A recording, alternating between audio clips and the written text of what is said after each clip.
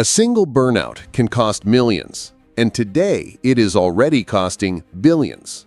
One bank manager in Brazil, taken off work due to burnout, cost his team the equivalent of 2 million reais in lost productivity in just 1 year. Now imagine that effect multiplied across thousands of companies, hospitals and schools, empty offices, abandoned projects, missed goals. This is not a distant problem. It is an invisible enemy that drains time, money, and mental clarity every single day without firing a shot. While you think you are just tired, the global economy bleeds more than 12 billion workdays every year from depression and anxiety. It's as if each year 30 million armies dropped their weapons and vanished from the battlefield. The result?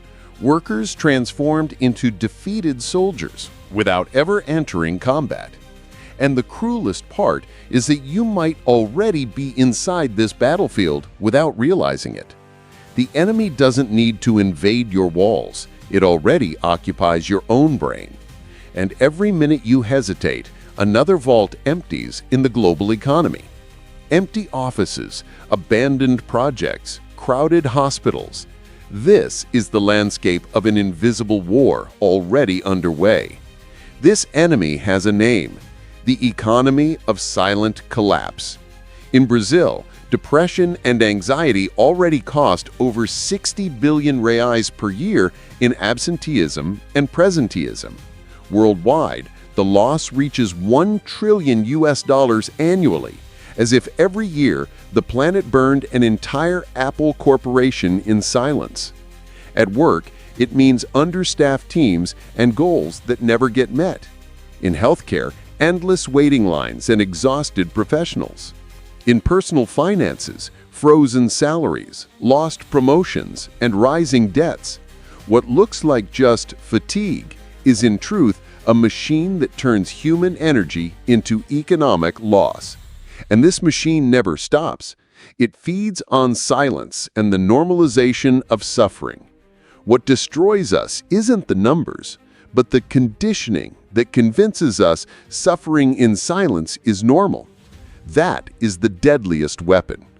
A worker walks into the office smiling. Inside, he is in ruins. No one notices until the day he collapses. This scene repeats daily in companies, schools, and hospitals because we were trained culturally to treat mental health as weakness, laziness, or taboo. The result is a generation of soldiers bleeding quietly, pretending to be battle-ready. This conditioning comes at a devastating price. Stigma keeps millions out of treatment, and every absence, every resignation, every bad decision stacks up into invisible losses that erode economic growth. What looks like individual resistance is actually a system draining billions non-stop. The math of war is clear. Investing $1 in treating depression and anxiety returns $4 in health and productivity. It's like turning every soldier into 4 without spending extra ammunition. But instead of strengthening the army, most choose to cut supplies and watch the front collapse. And here's the worst part. We are still fighting with strategies from the last century, while today's battlefield demands new weapons. But there is already a combat model that is turning the tide, one almost no one is using. A patient with anxiety waits 6 months to see a psychiatrist. In 6 months, he loses his job. That is the reality when the war on mental health depends only on rare generals, the specialists. The tactic that can turn this game is called the integrated board, bringing mental health to the front line, inside primary care, where the first contact happens. In practice, it means training family doctors, nurses, and basic care teams to detect early signs, act quickly, and prevent soldiers from deserting in silence. Instead of waiting months for a scarce psychiatrist, care begins in the clinic, during a routine consultation, even at a workplace checkup. It's like placing sentinels at every gate of the battlefield. The power of this board is simple. Every patient becomes part of a monitored panel.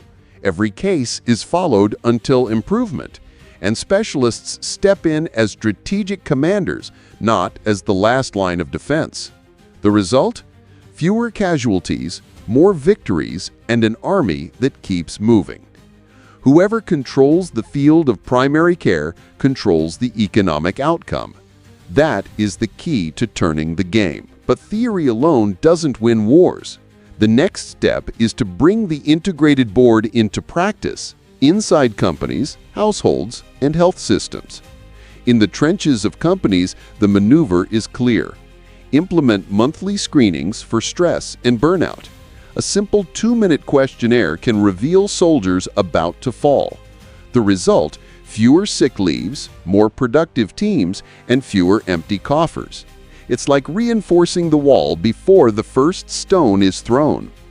In personal life, the strategy fits in your pocket. Today, anyone can use a digital self-screening tool in less than 2 minutes.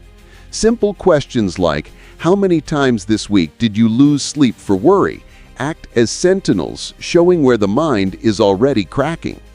Detecting early is like spotting a fracture in the shield before battle. In public health, technology works as a force multiplier. WhatsApp, telehealth, and remote consultations act as radios of command, bringing psychological support to regions without specialists. It's like delivering vital supplies to the front before the troops run out of ammunition. These 3 moves already exist and can be applied today.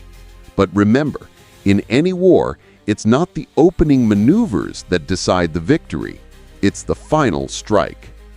A worker who almost lost everything to anxiety returns to the office.